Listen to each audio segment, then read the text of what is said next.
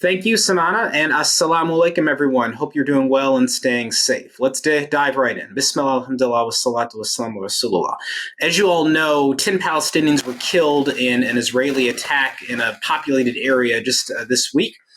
Two of those people were, I believe, senior citizens, and that was just the latest in a long and a cycle of violence that has occurred over the past few years, taking the lives of numerous Palestinians, including children. Numerous Israelis, I think about a dozen, have also been killed. To discuss why the Israeli government is doing this, just days after the United States helped Israel escape censure at the UN Security Council through a binding resolution, we're happy to welcome on our special guest, author, activist Richard Silverstein. Richard, how are you doing? I'm great. Thank you for being here with you. Yes, excellent. Happy to have you. So first, Richard, a lot has happened recently. So we had the Israeli government's announcement they were going to retroactively legalize a bunch of illegal settlements, confiscate more Palestinian land. The United States then negotiated a deal that avoided a potential binding UN Security Council resolution condemning that, and instead there was a presidential statement from the UN. And then after that, this more violence is erupted. First, let's talk about the UN and what happened there. What's your reaction to that? What's your take on the Israeli government's announcement of the settlement expansion and the UN's quote unquote response? Well, the UN resolution, the Security Council resolution, was to be brought by the United Arab Emirates, UAE, and it would have denounced Israeli settlements. It would have very explicitly demanded the end of settlements and declared them to be illegal under international law, which is not something that's new. Everybody has known that, but it would have been a very powerful, strong message because it would have demanded the end of settlements. The UAE then agreed to withdraw the resolution when Secretary of State Blinken supposedly negotiated a deal that would give both Israel and the PA certain sort of goodies. It would have given Mahmoud Abbas of the Palestinian Authority a visit to the White House, and Israel pledged to, quote unquote, reduce the number of incursions, I call them invasions, of the West Bank, which have been nightly occurrences for the last several months. And invariably every night after one of these, at least 1, 2, or 3 Palestinians were murdered. The UN resolution was spurred by the fact that the new Israeli fascist government had proposed 9,000 new housing units. It's one of the largest numbers of housing units announced at any one time by Israel. And that was in response supposedly to some of the terror attacks you mentioned inside of Israel. So as a result of the UN resolution being withdrawn, the sides had agreed to these provisions. There was supposed to be a summit this Sunday that I think Egypt, Jordan, PA, Israel, and the U.S. were going to attend, and it may still happen, but the PA has threatened to withdraw from it because of the attack on Nablus that you mentioned. And the purpose of this summit was to finalize all of these arrangements. The problem is that when Israel committed to reduce the number of attacks, within 2 days, it went in with hundreds of troops and blasted Nablus to smithereens and murdered 11 and injured 100 people, and 6 are and made a mockery of the approach, which I always thought from the moment that I heard about it was something that was made out of tissue paper rather than anything that would be substantial. So that's the one other thing, important context here, is that the Israeli fascist government is a new government. It's the most radically right-wing of any government in Israeli history. Hundreds of thousands of Israelis who have come out and protest against the government for the last 8 weeks. And so a number of Israeli journalists are saying that the attack in Nablus is a way to distract from Netanyahu's political problems because his new government is being threatened by hundreds of thousands of Israelis who are totally opposed to the new legislation that's being proposed. So it could be that this is a distraction to get away from that. Well, and that brings me, Richard, to what was my second question was why would they do this? Because it all launched the attack just a day after the United States struck a quote unquote deal to reduce tensions. It almost seems like a deliberate slap in the face to the Biden administration, because even with the United States getting this watered down, non-binding Security Council statement, Netanyahu still condemned that and essentially all but accused the United States of anti-Semitism for even supporting that statement, and then goes on to kill 11 people and injure 100 people. So, what do you think the motivation for this continued cycle of violence is? Are they deliberately trying just kill people for the fun of it? Are they trying to say that we don't care about U.S. concerns, we don't care about Palestinians, we're going to do what we want to do? Or are they just trying to? Do they think this is going to work? That this will somehow subdue the Palestinian people and get them just to accept being occupied in perpetuity? What's the reason for doing this? These numerous attacks that are killing people on an almost daily basis. Well, clearly, these kinds of attacks don't have the impact that Israel claims that it intends. It doesn't stop terrorism. It doesn't stop attacks. And rather than terrorism, I'd like to call it resistance. It doesn't stop the Palestinian resistance. In fact, it does the opposite. What I wrote in a blog post I published yesterday that while 3 Palestinian militants that were the intended targets of this raid ended up being killed, 300 probably were recruited. And the Lion's Den, one of the militant groups in Nablus, said they've had 30 people come and say that they want to join the movement. So what will happen here is that Palestinians will go into Israel and they will launch attacks against Israelis. And as you mentioned, 11 Israelis have been killed in similar kinds of attacks, and there will be many more. And so the idea that you are going to, by killing Palestinians, you are going to persuade them to stop killing Israelis is really, I would say, pathologically insane, possibly. And now going to what you talked about with President Biden, I think we all know that Netanyahu is basically a Republican, that he's always supported Republican presidents, Republican Congresses. He despises the Democrats. He sees them as anti-Israel, and because they're more critical of Israel than the Republicans, even though they're not anti-Israel. So he will do anything in his power to demean or diminish or embarrass the United States. He doesn't really care about any agreement that like this. And one of the things that I say regularly is that any agreement that the Israelis make is really not an agreement in any sense that we would recognize. It's something that's convenient to them, and as soon as it's convenient that they violate the agreement, that's what they do. The players in this are interesting. So we had the UAE introduce the original draft resolution. The UAE obviously has formed an alliance with the Israeli government over the protests of the Palestinian people.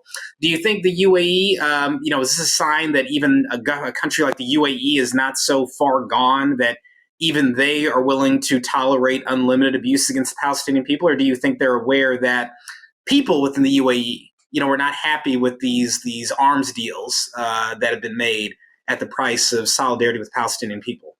Well, I was kind of surprised that the UAE was the party that promoted this, but the reason that happened is that they are the Arab representative on the Security Council. So they represent all of the Arab states that are UN members on the Security Council. So it's likely that one of the Arab states asked them to promote this resolution and put it forward.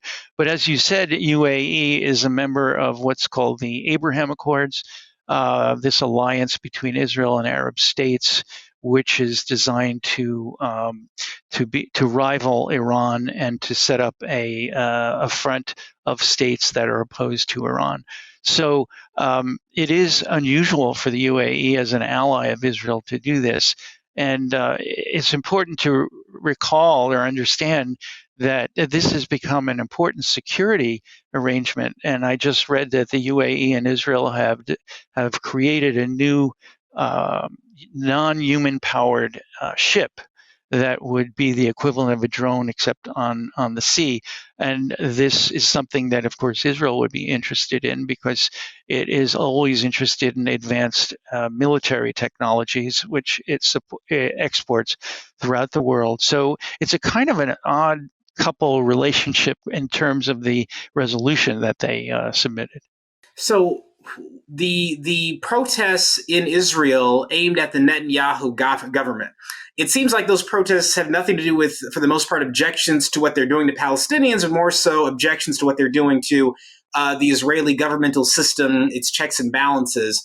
Where do you see that going? Is this something new? These sorts of mass protests? Do you expect to see any sort of delay in Mr. Netanyahu's attempts to essentially shield himself from potential prosecution? Or do you think he's got the numbers and he's going to ram all this through and there's not really a threat to his government? When these social justice types of movements have happened in Israel, they always ignore the Palestinians. For Israeli Jews, they're interested in their own interest, their own pocketbook, and to an extent also their own politics, their own structure of their government. For them, they live in a bubble, and the Palestinian issue is something that they don't want to deal with. They usually leave this to the intelligence agencies and the military, and that lets them off the hook as participating citizens in government. Israeli Jews do not question what's done in their name in the West Bank or in Gaza, and they leave it all to those agencies to pursue Israel's interests. Now, in terms of what Netanyahu is doing, it's important to note that he is creating a radical libertarian set of agenda politically, and he's going to basically destroy the Supreme Court, which at least served as some kind of restraint on the extremism of the Knesset. It's going to allow the Knesset to overrule any Supreme Court ruling with a majority. Is going to basically take away any powers from the Attorney General to restrain him as the Prime Minister, and he's going to create legislation which will eliminate any prosecution against him, which right now there are 4 counts of corruption against him, which could eliminate him as Prime Minister if he's convicted. So this is an elaborate orchestrated campaign to implement a fascist, racist, misogynist, and basically terrorist government, because you actually have 2 ministers in this government who are terrorists, who've been convicted of terrorism. One of them convicted and the other arrested for 3 weeks when he had a bomb in his car. So you have this panoply of total insanity in terms of a government. The police minister, Itamar Ben-Gvir, was convicted of being a terrorist several times, more than one time. And this is a police minister. Another minister was convicted twice of corruption, and under Israeli law, he shouldn't be a minister. They have a special bill they're going to pass that will allow him to become a minister. So this is really, for me, watching Israel for the past 40 or 50 years, we've entered a whole new sort of era of Israeli dysfunction, and it's hard for me to watch this. Last question, Richard. Can you tell us about, because there are Israelis and Israeli Jews who actually are speaking up against what's being done to Palestinians. They're not the majority of voters, clearly, but organizations like B'Tselem, who are the organizations, human rights groups in Israel that people should be tracking if they want accurate information from people who have some freedom of movement within that country to find out what's really going on? Can you tell us about B'Tselem, any others, Israeli Jewish groups that people should track that are on this? Sure. I just wanted to tell you an important, interesting story. So there is a Jewish Palestinian political party called Hadash. It used to be the Communist Party, but now it's communism is gone in Israel and other countries. So it's now the left wing sort of the Israeli Knesset. So one of the leaders of Hadash was invited to speak at the Haifa weekend rally against the government. And she wrote a beautiful speech, which I translated into English and published. And she had to give this speech to the leaders of the protest before she delivered it. And they saw that one of the things she talked about was why Palestinians are not involved in the protest movement. And she went into detail about that. But she did it in a constructive way, not a critical way or not a negative way. And they said, when they rejected her as the speaker, they said, you went into sensitive topics that are going to dispirit our audience. And she was removed as a speaker. So that's an example of the kinds of things that go on. But I commend Hadash as a political party that people should be aware of. And there's 3 other parties in the what's called the joint list of Palestinian parties in the Israeli Knesset. Another one is named Balad. It's an important party. And some of the sort of anti-occupation groups that people could pay attention to would be B'Tselem, which you mentioned. That's the most prominent human rights group. And Breaking the Silence is a group of ex-Israeli veterans who are giving testimony about war crimes that have been committed either by them or by the army. Combatants for Peace is a similar kind of organization. And there's another one that's very interesting called Parents Circle. And that is the parents of victims of terror attacks, both Palestinian and Israeli, who have formed a united front and really tried to sort of psychologically deal with their trauma and their sorrow about what has happened and the price that each of them have paid. So those are some of the examples of groups that are doing good work. Thank you, Richard. That's good to know and helpful to know. And we're happy to know that work is being done, even if it's not the majority people, at least, people of good faith of all faiths that you can find. So, Richard, I want to thank you so much for joining us today to share your perspective on the latest developments. I'm sorry we keep having to have you on to discuss horrible things happening, but someone's got to cover it and talk about it. And thank you for doing that through Tikun Olam. So thank you so much for joining us. We look forward to having you back in the future. Thank you. Thanks for having me. I appreciate it.